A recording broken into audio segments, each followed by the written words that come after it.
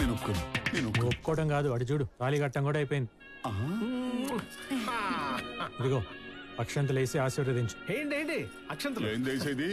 నాకంటే 2 ఏళ్ళు పెద్ద. ఎప్పటోడో తెలుసా? త్రేతాయుగ నాటోడు.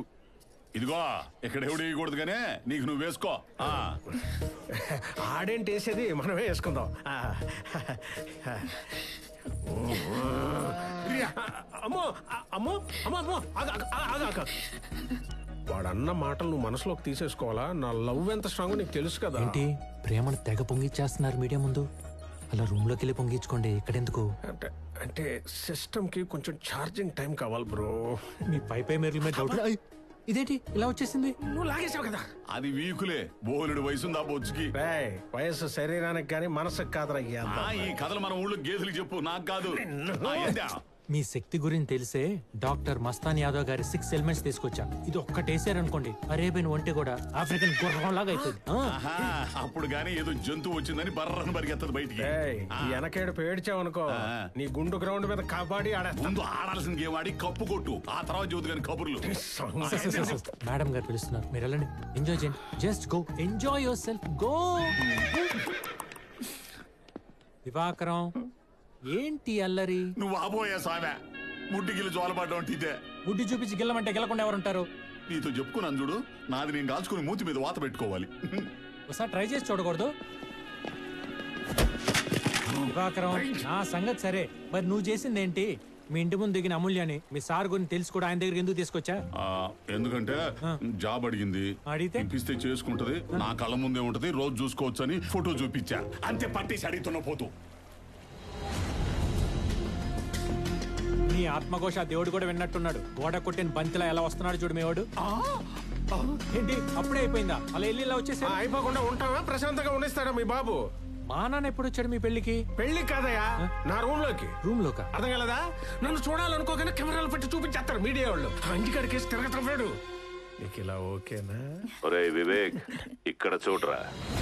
అంజి మిస్సింగ్ కేసులో తెచ్చిన సాక్ష్యాలన్నీ అబద్ధాలని మిస్టర్ సుందరరావు గారి ధర్మాసనం నమ్మడం జరిగింది. కేసుని మళ్లీ అన్ని కోణాల నుండి దర్యాప్తు చేయాలని పోలీసు వారిని ఆదేశిస్తూ సెషన్స్ కోర్టులో హియరింగ్ స్టార్ట్ చేయమని హైకోర్టు ఆర్డర్స్ పాస్ చేసింది. Darling come. ఇంకేం కమ్ము, అవుట్ అయిపోయింది అక్కడ.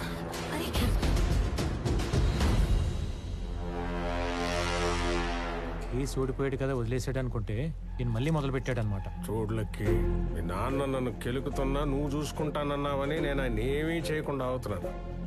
ఇలాగే గనక ఇంకొంచెం గట్టిగా గిచ్చితే మాత్రం నేను ఊరుకున్నా నా అభిమానులు పెట్టే తొడపాసం మాత్రం తట్టుకోలేదు. సార్ నేను అంత దూరం రాణిస్తానా? ఆయన సంగతి రేపు నేను కోర్టులో చూసుకుంటాను. కానీ ముందు లోపల మేడం వెయిట్ చేస్తున్నారు, వెళ్ళి ఎంజాయ్ చేయండి. ఏం ఎంజాయ్మెంట్ లావయ్యా? నువ్వు ఇచ్చిన 6 ఎలిమెంట్స్ 6 వేసేసిన ఇరానీ చాయ్లో ముంచి తీసిన ఉస్మానియా బిస్కెట్ లాగా అయిపోయింది బతుకు. తుపుక్కని అంటే లోపల తిరిగిపోయిందిరా, కుప్పకూలి శిథిలావస్థలోకి పోయింది. కూలీలు పనిచేస్తుండగానే ఉన్న పళంగానే మొత్తం ఊడిపడిపోయింది. 10 క్రేళ్లు పెట్టిన లేవలైన పొజిషన్ లో ఉంది బిల్డింగ్. చాలా ఆత్మానందం పొందే ఎంక్వైరీలు ఏడు. Order order order order.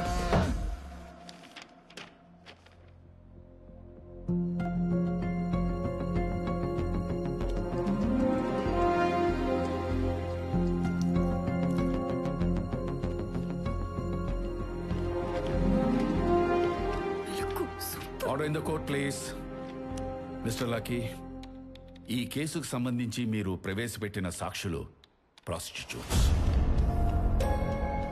అలాగే మిస్టర్ అంజి కనబడకుండా పోవడానికి మైథిలి కన్స్ట్రక్షన్స్ మీద వారు తెచ్చిన స్టేయే కారణం అని ఈ కోర్టు నమ్ముతోంది. ఈ కేసుకు సంబంధించి మీరు ఇంకేమైనా మాట్లాడదలుచుకున్నారా? Yes your honour. Before that senior lawyer ex judge mister Suryanarayana గారిని క్రాస్ ఎగ్జామిన్ చేయడానికి పర్మిషన్ ఇవ్వాల్సిందిగా కోర్టు వారిని కోరుతున్నాను. నన్న సూర్యనారాయణ గారు అంటే మీరేగా, సత్యరాజ్ గారు కాదు కదా?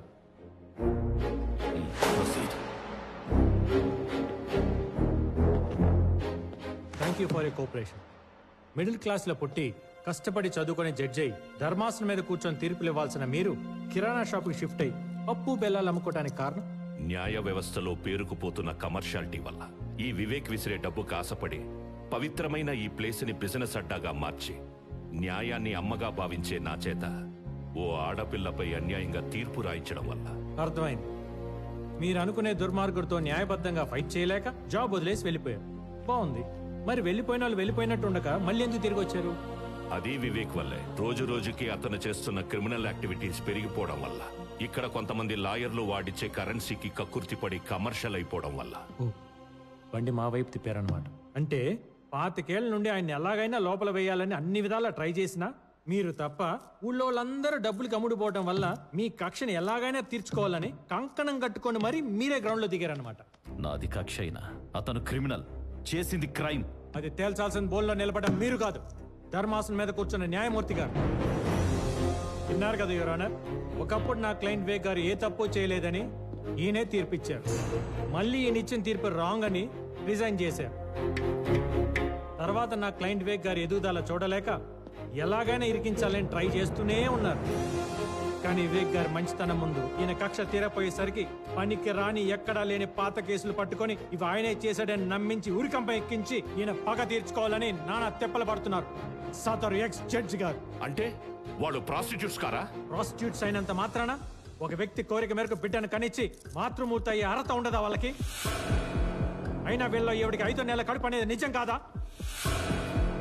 As a proof gynaecologist Ramadev గారు ఇచ్చిన రిపోర్ట్ సబ్మిట్ చేస్తున్నాను యువర్ ఆనర్.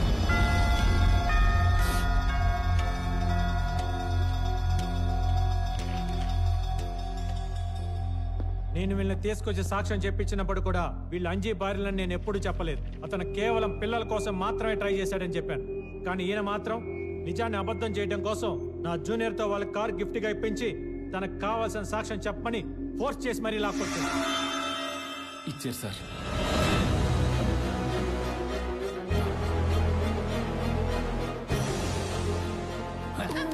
యువర్ ఆనర్, మన వ్యవస్థలో తప్పుంటే దాన్ని న్యాయబద్ధంగా సరిదిద్ది ప్రజలకు ఆదర్శవంతంగా నిలబడాల్సిన జడ్జ్ తన పాత కక్షలు క్యారీ చేస్తూ ప్రెజెంట్ సిచ్యువేషన్ పొల్యూట్ చేస్తూ సొసైటీలో గౌరవం ఉన్న ఒక వ్యక్తి పరువుకి భంగం కలిగించేలా చేస్తూ నేను బిహేవియర్ ని తప్పుపడుతూ 1961 under section 35 punishment for advocate misconduct కింద కేసు నమోదు చేసి ఇక మీదట నా క్లయింట్ విషయంలో ప్రత్యక్షంగా గానీ పరోక్షంగా గానీ ఇన్వాల్వ్ అవ్వకుండా ఆయన ఏజ్ దృష్టిలో పెట్టుకుని ఇంట్లో కూర్చోబెట్టవలసిందిగా యాజ్ ఎ లాయర్ గా, యాజ్ ఎ కొడుగ్గా కోర్టు అని కోరుతున్నాను.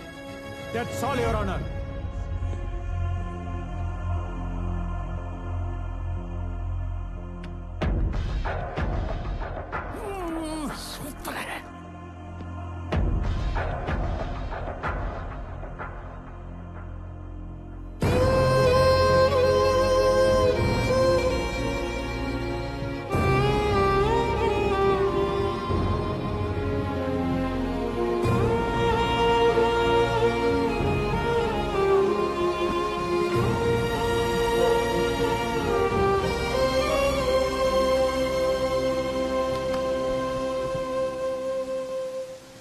గతం అనేది రియర్ వ్యూ మిర్రర్ లాంటిది. దాన్ని అవసరమైనప్పుడు మాత్రమే చూస్తూ ఎదరికి డ్రైవ్ చేయాలి. దాన్ని చూస్తూ డ్రైవ్ చేసుకుంటూ పోతే యాక్సిడెంట్లు అయిపోతాయి. ఇలాగే అవును నాన్న, ఈ ఏజ్లో అలాంటి డ్రైవింగ్ నీ హెల్త్కి మంచిది కాదని నీ లైసెన్స్ లాక్కొని మరీ ఇంట్లో కూర్చోమని చెప్తున్నా. ఓ తండ్రి సేఫ్టీ కోసం కొడుకు చేస్తున్న ప్రయత్నాన్ని పాజిటివ్గా తీసుకొని ఫీల్ అవ్వద్దని మనస్ఫూర్తిగా కోరుకుంటున్నాను.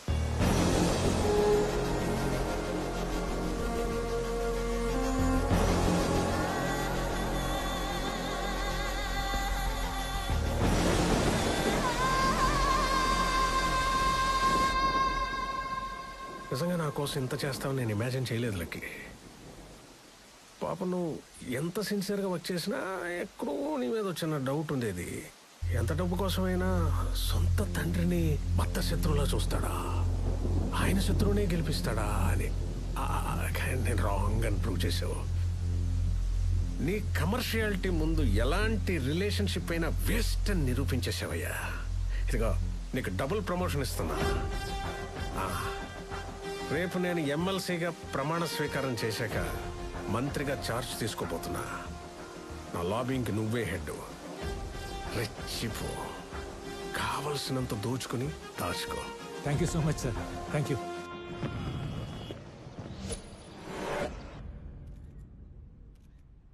వివేక్ వర్ధన్ అనే నేను శాసన పరిషత్ సభ్యుడిగా ఎన్నికైనందున అయిపోయింది ఎన్నిక అయిపోయింది కదా సార్. చదవండి ప్లీజ్. భారతదేశ సర్వౌ సార్వభౌమాధికారాన్ని ఆయన చెప్పిందే చేస్తానని, సమగ్రతని కాపాడుతానని, నేను స్వీకరించబోయే కర్తవ్యాన్ని అశ్రద్ధతో శ్రద్ధాశక్తులతో చెప్పేది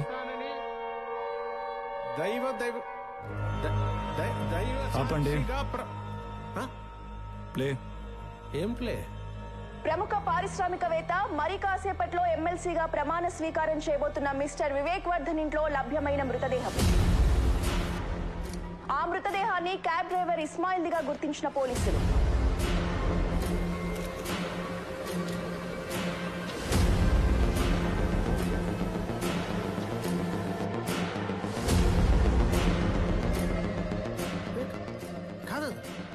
That's your farm house. You should know it, right? No, but ఇతను ఎవరో నాకు తెలియదు సార్. సార్ ఇస్మాయిల్ ఎవరో మా సార్కే కదా సార్, నాకు తెలియదు. క్యాబ్ డ్రైవర్ అంటే ఖచ్చితంగా బాడీ మాది కాదు సార్. ఎవరో అక్కడ పోడ్చిపోయి పొరపాటున మా దొడ్లో దాచుకున్నట్టున్నారు. కాదు, తన భర్త చావుకి వివేకే కారణమంటూ రోధిస్తోంది మృతుడి భార్య.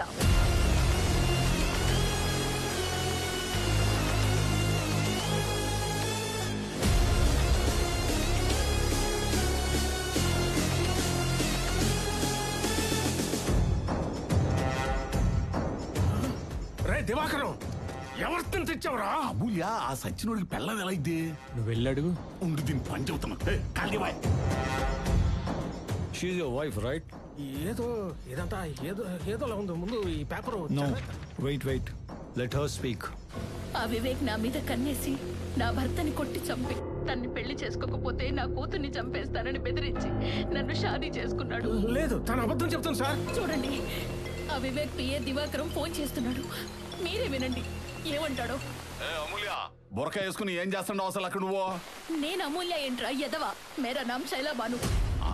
ఇస్మాయిల్ కా బీవీ హూ మే. బీవీఓ బీపీఓ ముందు అర్జెంట్ గా అక్కడి నుంచి వచ్చి రా. రాకపోతే ఏం చేస్తారా? రాకపోతే చుట్టు పట్టుకుని ఇచ్చుకొస్తారు మా వాళ్ళు, తెలుసునా? మా సార్ దగ్గర ఉంది మామూలు రోడీలు అనుకుంటామేమో. కిరాతకులు ఒక్కొక్కళ్ళు రమ్మంటావా? రమ్మను. నేను ఇక్కడే ఉంటా. నీకు ఆ వివేక్ గాడికి ఉరి శిక్ష పడే వరకు మే ఏ జగह पे बैठी हूं. తొక్కలో ఒక శవాన్ని పెట్టుకుని ఓడి రెచ్చిపోతున్నావు. అటువంటి 20 శవాలను పూడ్చిన చెయ్యిదే. మా సార్ కనుసైకి చేయలే గానీ గడ్డి మేత కోసినట్టు పేకలను కోసి పూడ్చి పెడతా. రేయ్, నీ బెదిరింపులకి భయపడే బేగం కాదురా ఈ శైలాబాను. ఇదిగో బొంబాయి శైలాబాను, మర్యాదగా అక్కడి నుంచి రాకపోయావో నైట్ కి మీ ఆయన పూడ్చిన ప్లేస్ లోనే నువ్వు ఉంటావు. సెట్ చేస్తున్నాను సార్, 2 నిమిషాలు ఆగండి. చెప్పు. ఇదిగో మొత్తం పెంట చేసావు. ఏమైందయ్యా ఫోన్లో సీక్రెట్ గా మాట్లాడుకుంటుంటా? నీ సీక్రెట్ అక్కడ చూడు. చెప్పరా, ఇంకా ఏమేం చేశారో, ఎవరెవరిని చంపారో చెప్పు.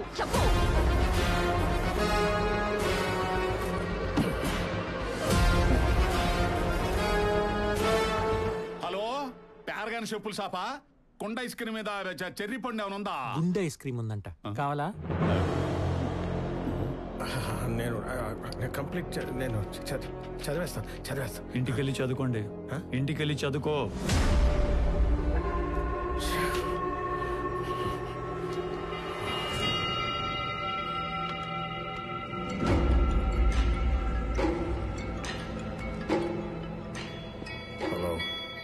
రే, లైవ్ లో చూడలేకపోయిన నీ మొహంలో రంగులు టీవీలో ఇంకా కలర్ఫుల్ గా కనపడుతున్నాయి.